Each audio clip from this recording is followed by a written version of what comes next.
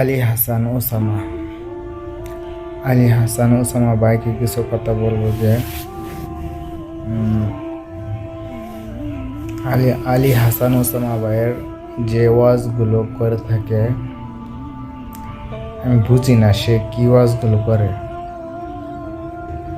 তার বক্তব্য আপনারা শুনবেন, সে প্রায় বক্তব্যের ভিতরে কোন আলেম কি বলতেছে, কোন আলেম কি করতেছে, কোন আলেম কি ভুল করলো,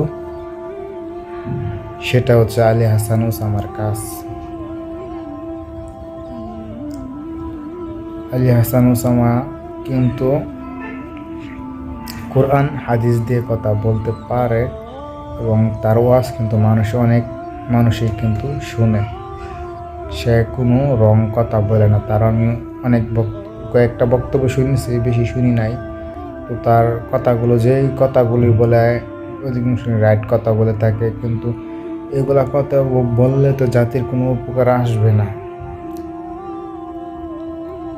আমাদের কথা বলতে হবে মানুষকে কীভাবে সঠিক আকীদায় আনতে হয় এবং আল্লাহ রাসূল সাল্লাল্লাহু আলাইহি সাল্লাম কীভাবে ইবাদত করতে বলেছেন, সেই কথাগুলো আমাদের বলতে হবে সাধারণ মানুষদের কাছে। কি আউল ফাউল ওয়াজ করে 1-2 ঘন্টা ওয়াজ করার পর যদি মানুষ নাই বুঝতে পারে, আলী হাসানের ওসামার কথাগুলো কিন্তু সব কথাগুলো ঠিক আছে, কিন্তু আপনি দেখবেন যতক্ষণ শুনবেন ততক্ষণ ঠিক আছে, কিন্তু মাহফিলের বাইরে যাবেন সে কি বলছে কিছুই আপনার মনে থাকবে না। এটা আপনি ট্রাই করে দেখবেন আপনারা। আর যদি আপনি দেখতেছেন যে কোনো আমলের কথা বলতেছে বা কীভাবে কী করলে কেমনে কী হয়, এটা আপনার মনে থাকবে, কিন্তু রাজনীতিবিদ যদি আলোচনা করে থাকে সেগুলো আপনার মনে থাকবে না, কারণ আপনি রাজনীতি করেন না।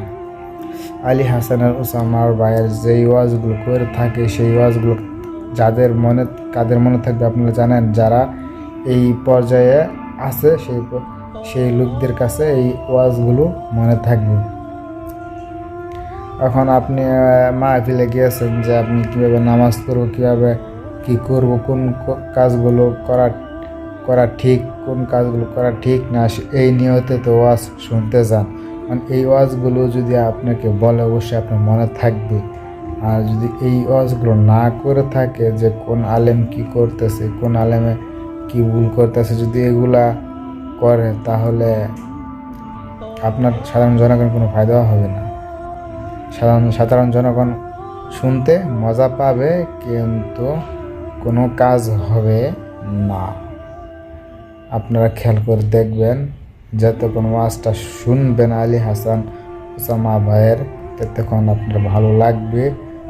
যে কথাগুলো আমি বলতেছি, যে কথাগুলো বলে সেই কথাগুলো রাইট, কিন্তু যে কথাগুলো বলছে সেই কথার লোক হতে হবে সেখানে, কিন্তু সেই লোক তো সেখানে নাই, কিন্তু এগুলা ওয়াজ করে কোনো লাভ নাই।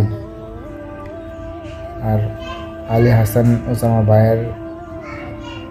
ভাইকে আমি বলতে চাই যে আপনি যে কথাগুলো বলতে থাকেন সমস্যা নাই, কিন্তু আপনি যে কোনো আলেম, যে আকীদার আলেম হোক না কেন, তাদেরকে খুঁচাখুচি করবেন না বা কাদা ছোড়াছুড়ি করবেন না।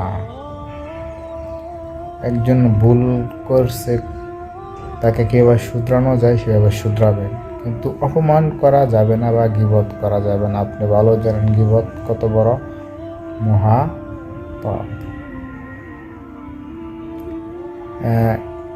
আমার কথাটা হলো এটাই যে আপনারা আলী হাসান ওসামা ভাইয়ের এগুলো ওয়াজ শুনে আপনারা যতটুকু হাদিস কোরআন দিয়ে বলে যতটুকু শুনেন, বা আপনারা একটা মানুষ কিন্তু মাছ খায় কিন্তু কাঁটা সহ খায় না, মাছটা বেছে খায়। সেরকম আপনারা যে কথাটা শুনতেছেন সেই কথাটা যাচাই বাছাই করেন বা বুঝেন কি বলে না বলে, তাহলে আপনাদের সাধারণ জ্ঞানটা চলে আসবে যে ঠিক কি ঠিক না। আজ এই তুরিতে আসসালামু আলাইকুম ওয়া রাহমাতুল্লাহি ওয়া বারাকাতুহু।